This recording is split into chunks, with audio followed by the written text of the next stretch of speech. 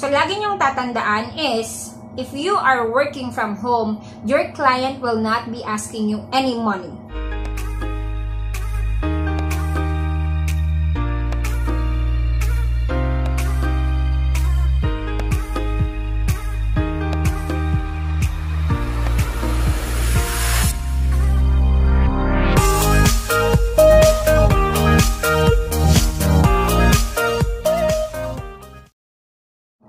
Hi everyone, my name is Yanni and welcome back to my channel. So today is another episode of Learning with Yanni, where I will be sharing with you my journey as a work from home mom. At the same time, I will be sharing tips for working home base that would help a lot of people, especially working moms who would like to spend more time with their family and at the same time only at the comfort of their home. Okay, allow me to give you a brief introduction first, or a brief background of myself. So my name is Yanni.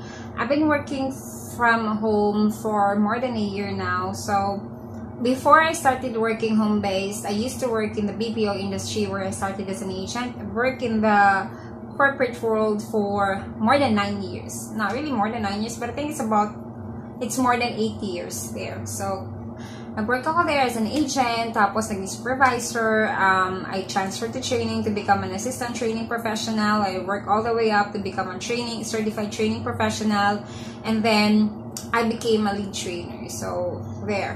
My journey of working in the corporate world, I would say that I was at the peak of my career when I decided to make a very tough decision. And that is to leave and resign or quit my job. So when I had Kira, I had no one aside from, of course, my husband to take care of her, and we were really struggling kasi both of us are working, and nowadays ang hirap pumanap ng katulong, ang hirap pumanap ng yaya to help us with taking care of Kira. So I decided that I have to leave, I have to quit my job because it's very hard to leave my little one. It's very hard for me to work at night. Most of the time, my classes are at night, so it's very hard for me to do that because my husband is a nurse. He used to work as a company nurse, so he's working in the morning and I'm working at night. So if he is at work, after work, nag-aalaga ko kay Kira, and then I would only sleep when Kira is asleep, and then pag-gising niya, gising din ako until such time na I would go to work. And then si Chubbs, pagdating niya naman from work rather, he would take care of Kira, and then, he would lack sleep as well. And paggising niya, yun, diretso na rin siya sa trabaho. So it was kinda hard. So, I'm very lucky because I have a friend who helped me in this journey. So, si Miss John, hi Miss John, if you're watching, thank you so much. Alam niyo that I owe you a lot because you were the one who referred me to this type of industry. So, si Miss John, we used to work together. She used to be my trainer before, and then we became colleagues, naging paras kaming trainer. So, she resigned then because she ventured into working from home. So, medyo nauna siya sa akin. She's been in the industry for, I think, 4 years or 5 years if I'm not mistaken. Kasi, because then of my inaanak, Limo was just 6 months old then when she decided to quit working sa corporate world and ventured na lang to working from home. So, it was our friend Jill actually who started, with this journey. So, parang ni-refer ni Jill si Miss John, tapos ako naman tinulungan ni Miss John na makapasok sa trabaho. Ayan. So, akala ng iba, ang working home base is very easy. I would say that it wasn't for me. Well, based on my experience, of course, it wasn't because it was very tough. It's very hard, especially that I am a breastfeeding mom, to work while you're taking care of the baby along with the household tasks that you need to do. My goal here is to pay forward because I have, I had a friend as well who helped me with this journey. Kung hindi dahil siguro kay Miss John, I think I would be really having a hard time finding a client or finding an employer. I would say it's not easy to bank into a client or to look for a client or to have an employer, especially that the competition in the online industry is wide and it's big. There are a lot of people out there who have who have solid background. They're into working online. They're into home-based jobs for a couple of years now. Ang dami na nilang alam. Grabe yung mga skills nila. So if you're a newbie, besh, mahirapan ka. I'm telling you. And this is not to discourage, of course, everyone. But I would say that sobrang strict, sobrang grabe ang competition dito. So let's talk about home-based job. Ano ba pag sinabi natin home-based, or ano ba pag sinasabi natin freelancer, or ano ba yung mga work from home type of job? So let's just think of this way. You're just like working in an office, in a corporate world. You're just working in a government office, but the setup is you're just at home. You have an employer. You may or may not have work, or you may or may not have people that you're working with, kasi possible that you're working alone with your boss only, or you will be working with other people as well, but they are also located from different parts of the country or even different parts of the world. They're working virtually, meaning to say online lahat ginagawa. Nagtatransact kayo via nagchat, all transactions are made online, your tasks are done online, you're communicating online. So virtually, you do meetings online. You don't go to an office to work. You just log in at your home, at the comfort of your home, any time of the day, regardless where you are. May you be in the kitchen, may you be in the bedroom, may you be in the living room, as long as you're able to deliver the results needed by your employers or by your client. So I know madaming mga mommies like me, and madaming mga taong gusto mag-work online, because aminin natin, besh, unang-una, you don't want to undergo the stressful traffic in Metro Manila, especially if you're living here in Manila, right? Sobrang ang stressful traffic. Your time spent sa traffic pa lang, grabe na, sobrang stress, right? And then, mamamasahe ka, pagod, puyat, right? So, is something that you can avoid if you are working online. So, ano nga ba ang mga benefits from working online? First of all, you will be working at the comfort of your home. May you have an office setup like this one, as simple as this one, or you know, kahit wala kang workstation, as long as you're able to work. May it be in just one corner of your home, it doesn't matter. As long as meron kang tools that you need to deliver what's needed from you by your client or by your employer. Next. May mga clients na who follow Philippine holiday. Pag holiday sa Philippines, wala ka ding pasok. Or pag may pasok ka man, at least nasa bahay ka lang. So even if you're at home because you cannot leave your kids, you can still earn money and help your spouses earn a living for your family.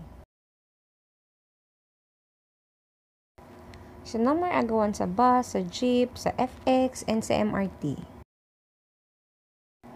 So wala ka nang gagastusin pamasay or allowance papuntang work. Like if you're working in a private company, you still have to file a leave, pero dito, no need na, kasi even if wala kang leave, you can still be with them while you are celebrating a very special occasion. So, eto na nga. Ano bang dapat nating paghandaan bago tayo mag-work home base? Besh, ang pag-home base, hindi yan basta-bastang ginagawa. If you're not decided yet, if you're not sure what's going to happen, if you don't think you're ready yet, then do not do it. It takes a lot of preparation before you're able to do that. Kasi ako, I started working home base February of last year, February 2018. And December pa lang, I was already preparing my tools like laptop, internet, what else? I'm searching for clients. I started updating my resume. What else? I've researched online about how to become a freelancer, what are the types of work from home jobs that I can do depending on my experience, of course, and my skills and things like that. So it took me a lot of time before I was able to land for a job. So imagine December tapos February pa ako nagkaroon ng work. It's because nag-resign ako from work January 15, 2000 2018. So, there. Tapos, napahinga lang ako ng very light, mga 2 weeks. I started working na rin. Thankfully, hindi ako not undergo a series of application process, of the tedious application process that a lot of our freelancers were able to experience. Kasi, thankfully, ni-refer ako ng friend ko sa kanyang boss. For niya ako, I only underwent final interview. I not undergo initial interview, walang mga exams, walang kung ano-ano mga requirements or kung ano-anong pinapasubmit sa akin. I only submitted my resume and then I arranged for a final interview, and then the following day, a day after my final interview, my client already sent me a message that I was accepted for the job, and then I'll be starting Monday. So Thursday ako interview, Friday sabi niya kung tanggap niya ako with the job offer itself, and then Monday nag-start na ako sa kanya. So yun, as easy as that. But you know, we have different experiences. Some others would have a different experience as well. So yun naman is based on what happened to me. So let's talk about what are the things that you need for you to start working from home. Okay. Kasi nga, ganito yun. Dapat talaga, sabi ko, diba, preparation is the key to success. Ganun. The very first thing that you need to have is, of course, you must have a laptop or a desktop. Okay? Kahit second hand lang yan, besh, kiber, dead man na. Basta, meron kang tools. Kasi, syempre, you would be needing this for you to start working. Kasi, everything is done online. Your application process, submission of your resume, your interview process. Tapos, syempre, the task itself, if ever mag-start ka na working, will be done online. So, dapat meron kang desktop or laptop. So, hindi naman kailangan na bago. Basta, mapagtitisan. Ito nga sa akin, luma na din siya. This is not even mine. This belongs to my brother Ryan. This is his laptop. Actually, binigay niya na to sa sister ko, sa kapatid ko. Tapos, siniram ko. Until now, ginagamit ko pa din. Hindi ko pa nasa-solid. There, talks about we being resourceful. So, I was very resourceful. Ayun, hiniram ko yung laptop ng kapatid ko. So, eventually, parang naging akin na siya kasi ako na yung gumagamit. O, diba? Hiram lang pero naging akin na. Saan ka pa? Yun. So, at least, nakalibre ako. Magkano din yung laptop, no? Mahal. But I suggest that if you have the money, you invest in a good laptop kasi pang matagalan. If you wanted to stay in this industry, dapat talaga yung laptop mo or yung desktop mo, kaya ka rin ipaglaban. Best yung pang matagalan, parang moto-like, energy pang matagalan din. Learn. Okay, so yun. Another one is, of course, a stable internet connection. Problem natin yan sa Philippines, ang sinasabing ang internet. So, for internet connection, there are companies or there are employers who are very strict in terms of internet connection. So, most of them would require you to have at least 5 Mbps internet speed, or some would just require you to have 2 Mbps. But of course, the higher the speed, the better. Kasi alam niyo naman ang internet natin dito sa Pilipinas. Sinasabing 5 Mbps, pero oh my gosh, yung internet speed mo is parang 2 Mbps. So, if you're working online, you will be using a lot of tools. So, it's just like you're working as well in a BPO industry or in a corporate office wherein you're using tools. Mag-open ka din ng kung ano-ano mga browser, maglalagin ka din using a lot of systems. So, definitely, dapat talaga may mabilis kang internet. Otherwise, your productivity will be affected if you do have a slow internet connection. Does that make sense? The next one is a quiet working space. It depends, actually, if you are working for a non-voice, if you're working for a non-voice client, or if you're working for a voice client wherein you will be asked to take calls, to do inbound or outbound calls, or you will be teaching English as a second language, definitely you need a working space with white or plain background, and dapat talaga walang mga background noise. Hindi naririnig ang mga iyak ng babies, hindi nila naririnig ang mga tahol ng aso, or they do not hear your chickens at all. So, very strict ang mga ibang employers sa mga ganitong bagay. But of course, if you are working for a non-voice account, wherein most of the time you're just working 90% admin and 10% voice, which will be utilized whenever you have client meetings or whenever you have meetings within the team. So, definitely perfect na sa'yo yung parang station na katulad ko. Oo, hindi mo na kailangan naman mabonggang station. The very important thing here, guys, is nakakapag-deliver ka. Kasi hodang nasa sahig ka lang nagtatrabaho, nasa higaan ka, nasa kusina ka bang nagluluto while you're working, as long as kaya mong tapusin ang trabaho mo, and you deliver it with good quality, and at the same time, what's expected of you, pasok yun sa banga. Okay? You don't need an extravagant workspace. But syempre, magandang magtrabaho pag maganda din yung workspace mo. Nakaka-inspire. And another thing is you will be needing this headset, a noise cancellation headset. A noise cancellation headset, again, pag voiced account ka, pag nagturo ka as English teacher, or you are into inbound or outbound sales, like appointment setters ka, you're being asked to call clients, and you will be needing a headset. Ako naman, hindi ko siya masyadong kailangan. Binili ko siya kasi I thought I will be needing it. Pero hindi ko naman siya nagamit kasi I wanted to become an ESL teacher. Gusto ko siyang gawing part-time job, that's why bumili ako nito. Pero hindi ko naman yung tinuloy kasi nga I have 2 employers now, so medyo nahirapan na ako kumuha pa ng additional job.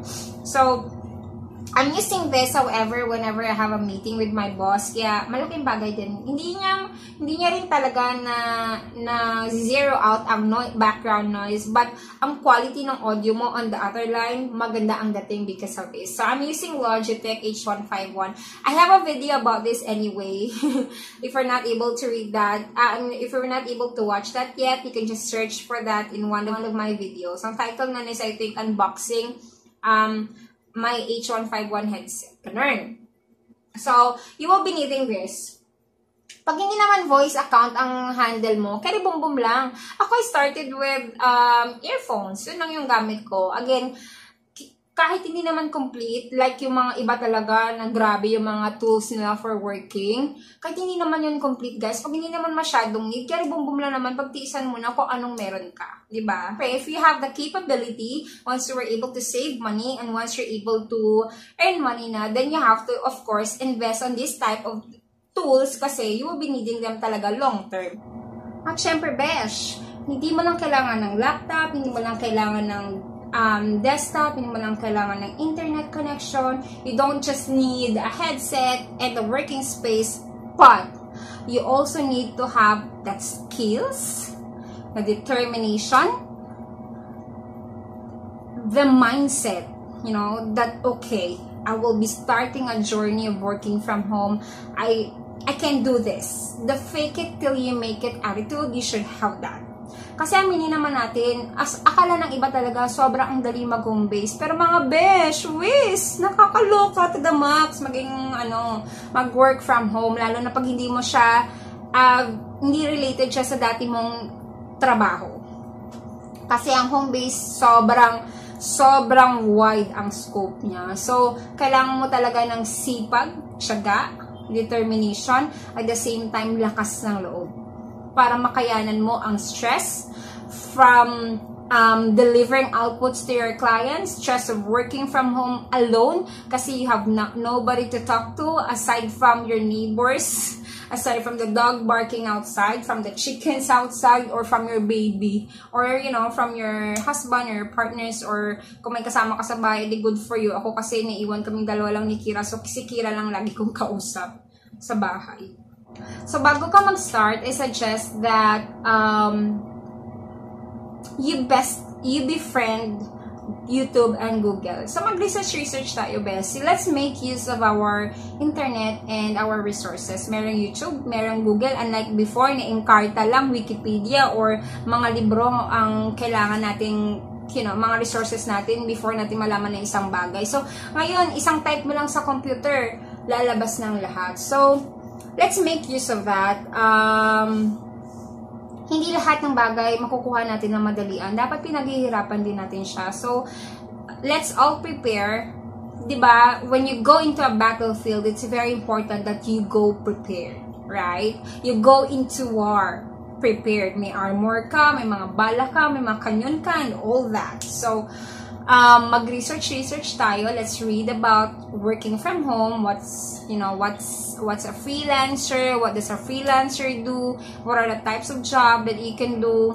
Tapos ako, what I did was, when I was looking for a prospective client, I became a member of FB group. It's Online Filipino Freelancers FB group. Ito yung legit group talaga about working from home, guys. Ang daming members ng group na to, and there are a lot of people there who are sharing about their experiences of working from home. At the same time, there are job postings in there. So, depending on the need of their client or their employer, may mga nagpo-post on kung ano yung mga current job openings. And nakalagay na doon kung anong need nila, what skills you must have, what are the requirements, how to process your application, at the same time, yung salary rate if applicable kung matanggap ka. So, you should be a member of that Facebook group. So, eto na nga, sasabihin ko kung ito yung mga legit sites where you can look for potential employers or potential jobs. So I will be flashing in my screen. Wow, flashing in my screen. I'll be including here the links to the legit sites where you can search for home-based jobs. So ito yon. Charan!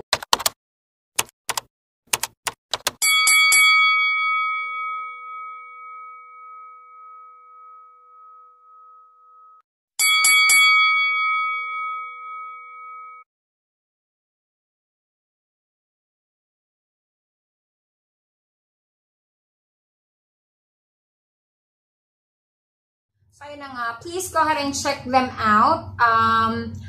Yung Upwork, I never had an Upwork account, but I'm telling you that based on what I've read from the Off community group, a lot of people are really having a hard time having their application or having their profile, Upwork profile being approved. So, doon sila nakakahanap ng client, doon sila nagbibuild ng portfolio. If you wanted to know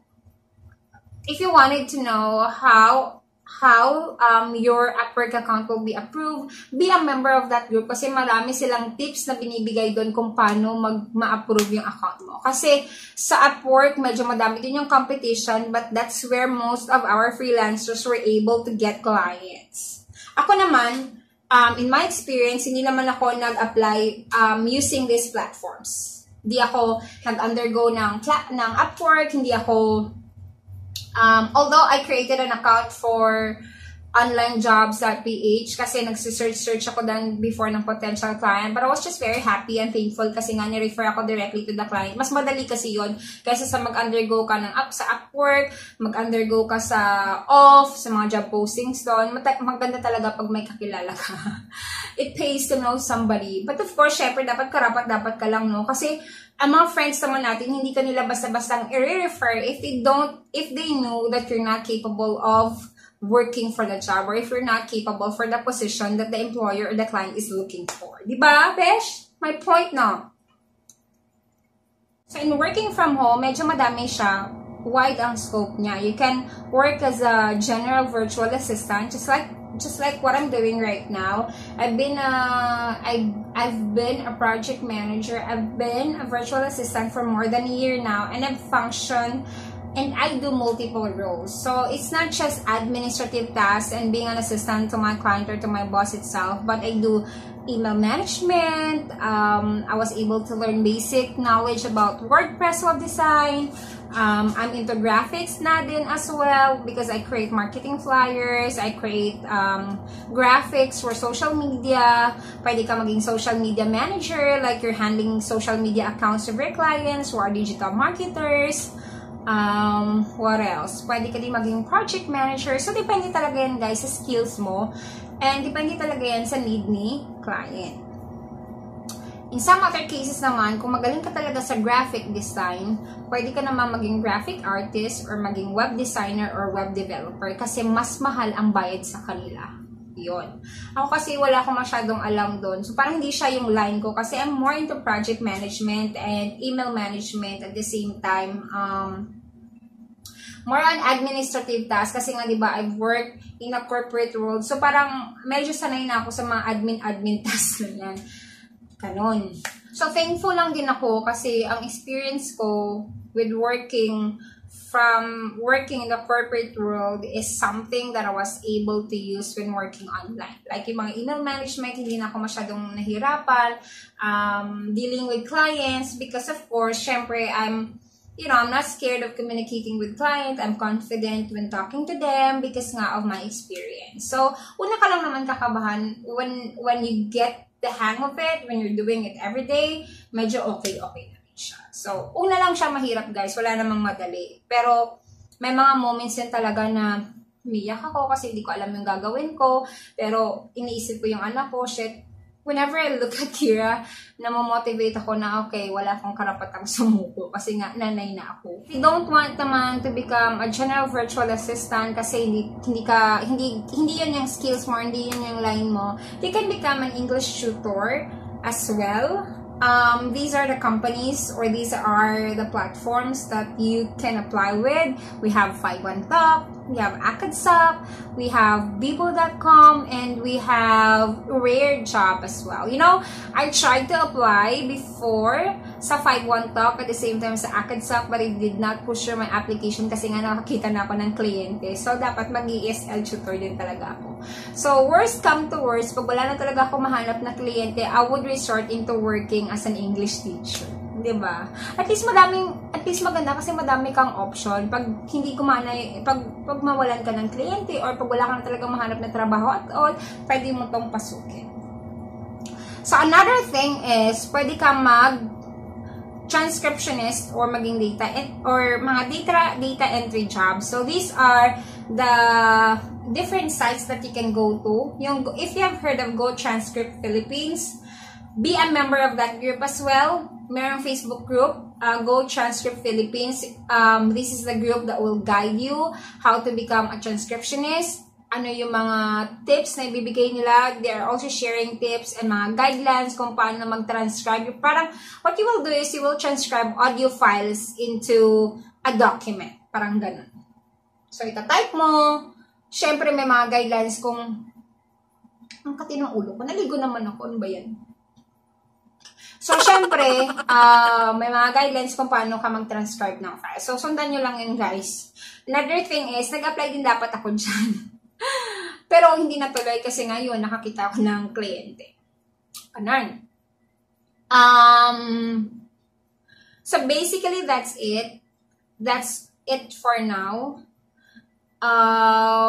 This is not a complete list yet, but this is what I've known so far. So, ayoko naman kayong i-bombard ng mga madaming information. Like, if magkaka-information overload. What I did was just, provide you the most important things that you should know. And yung mga bagay na makakatulong talaga sa inyo. So, gagawa na lang ako ng other videos pag mayroon pa ako nakalimutan. Or, if somebody is watching and you are working from home, please go ahead and leave a comment below if you have something that you think I forgot to tell or forgot to say, or if you wanted to add something into what I've been saying, please go ahead and I would really appreciate that. Kasi makakatulong yun talaga sa lahat. So, eto lang guys, if you wanted to, if you are looking for a job via onlinejobs.ph, you should be very careful kasi ang mga scammers nagsilipanan na sila. Meron doon mga legit job openings, but there are also other people who are scammers. So, scam. So, lagi niyong tatandaan is, if you are working from home, your client will not be asking you any money. Kasi dapat silang nagbabayad sa'yo for your service, right? So, if during the application process pa lang, hinihingian ka na ng money, ex-Japan. Hindi legit yan. Okay? Wag nang magpa-tumpik-tumpik, kara-karaka, besh. I-cancel mo na yan. Do not pursue your application because it's a scam. Another thing is, your prospective client during the application is asking for your login credentials like your bank account numbers, like any personal information like your bank account numbers, your login credentials to your social media account kasi sasabing gagamitin daw yung social media account mo, your PayPal account, which you kill. Scam. Madami na silang naloko, madami na silang naging victim, so wag na kayong dumagdag. Alright?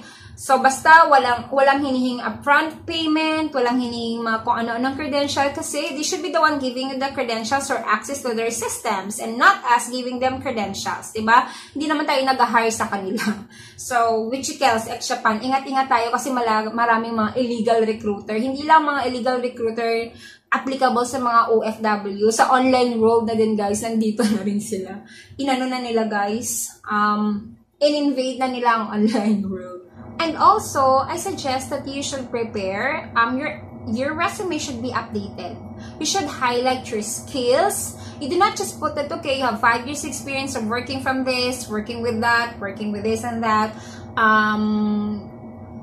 You studied or you graduated from a very exclusive school. Ano naman kung graduate ka sa LaSalle, or ano naman kung graduate ka sa UP, or ano naman kung graduate ka sa kung ano-ano mga state university dyan, di ba? Parang, hindi, maganda din naman na doon kagaling, pero guys, hindi, it will not matter. What the client is looking for is someone who can deliver and who will provide solution to them. Not somebody who would only brag about the work experience, the number of years that they work in a certain company, or where they came from. So, hindi nila kailangan ng mga ganun. Kailangan nila is what you can do for the company. So, you should be able to highlight your capabilities, what you can do to them, what are your skills, and not just your experience.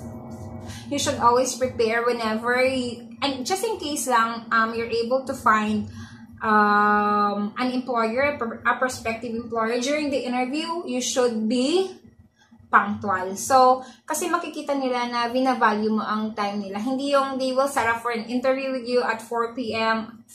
na hindi ka pa online, or you're not responsive to their messages. So, that would only show what type of an employee you will be. That's why ex-Japan ka na sa kanila. Your best. Be natural and be honest. If somebody asks you, if you know how to do this, wag mong piki-invest. Kasi sabi, yeah, I know how to do that. Tinanong ka ngayon, no, what do you think about this? How is this being done? Tapos wala kang maisagot. So, don't put something on your resume that's not applied to you, or something that is not true, because they will be able to find about it. And that will be taken against you. Kung nagsisinungaling ka sa resume mo na, okay, you were able to do some social management, you have an experience with social media management, pero hindi ka naman talaga marunong mag-manage ng social media accounts. Simpleng paggawa lang ng Facebook ads, hindi mo alam. So, di ba?